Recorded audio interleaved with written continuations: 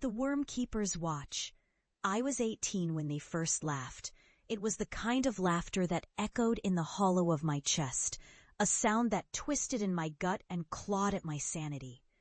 I was sprawled across the living room floor of our cramped house, surrounded by books and notes, the air thick with the scent of damp earth and decay.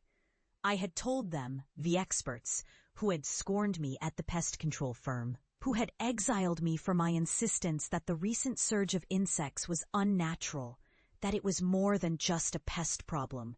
I was chasing shadows, they said. I was chasing ghosts. Graveyard vermiculture, my father scoffed, slapping the table with his palm. You'll disgrace us, you know that? Worms don't eat memories. You've lost your mind.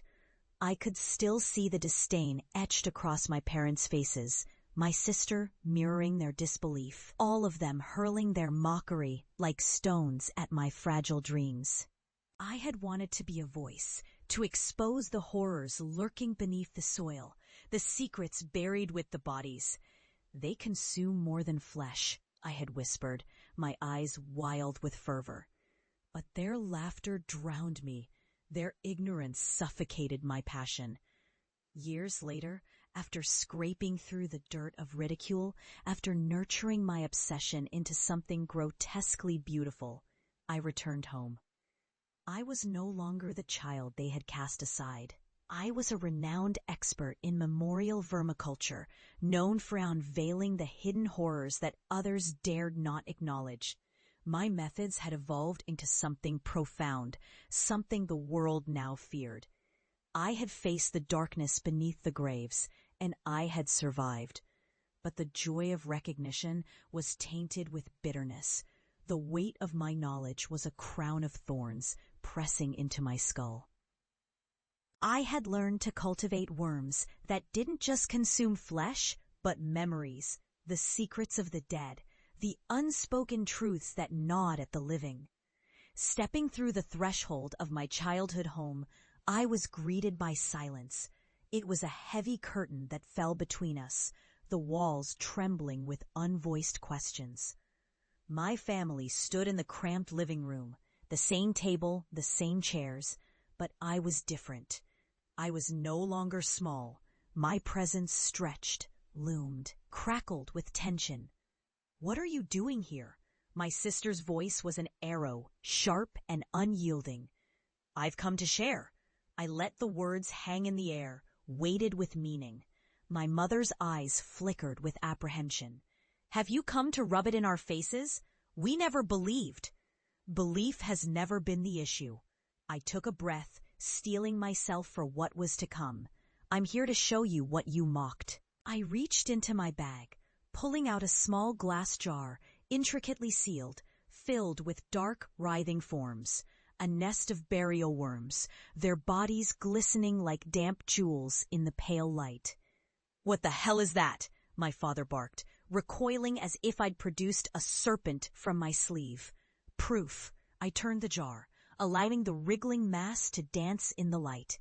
I've cultivated them to consume not just corpses, but memories buried with them, secrets hidden for generations. They can reveal what you refuse to see. My family's faces paled, fear eclipsing disbelief. But I pressed on, fueled by years of derision. "You think I'm insane? Watch." With trembling hands, I opened the jar, releasing a plume of earthy scent. The worms slithered onto the table, glistening in the dim light. They twisted and turned, creating a living tapestry that seemed to pulse with a life of its own. "What are you doing?" my mother gasped, inching away, her hand flying to her mouth. I watched as one of the worms broke free, moving toward an old family photograph that lay abandoned on the coffee table. My sister's wedding day, a moment frozen in time. The worm approached, and I felt the air grow thick, charged with energy. One by one, the memories began to flood back.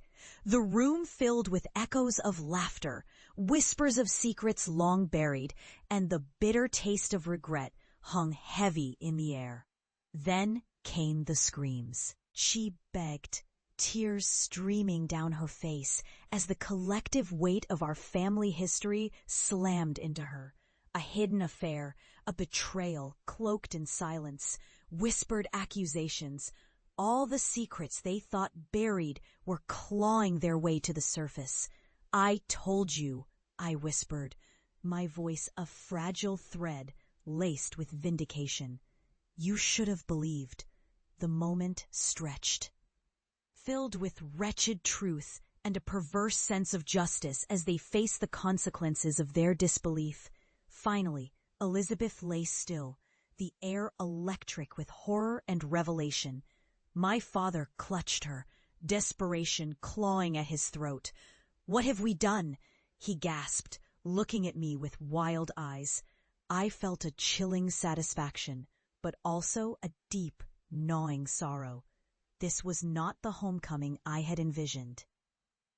The knowledge I had borne was a weight they could no longer ignore. As the worms returned to their jar, the atmosphere shifted. The screams faded, leaving behind a haunting silence, a silence filled with the memories that had once been buried. "I've survived what you couldn't fathom," I said quietly. "Now you see what you feared." I walked out of that house, leaving them to the shadows of their own making, the truths clawing at their sanity. I was no longer the disgrace they had rejected. I was the embodiment of their forgotten fears, the keeper of dark knowledge. And as I stepped into the night, I felt the weight of my crown. The shadows around me whispered secrets of the earth, and the worms curled warmly in their jar, ready to reveal what others dared not confront.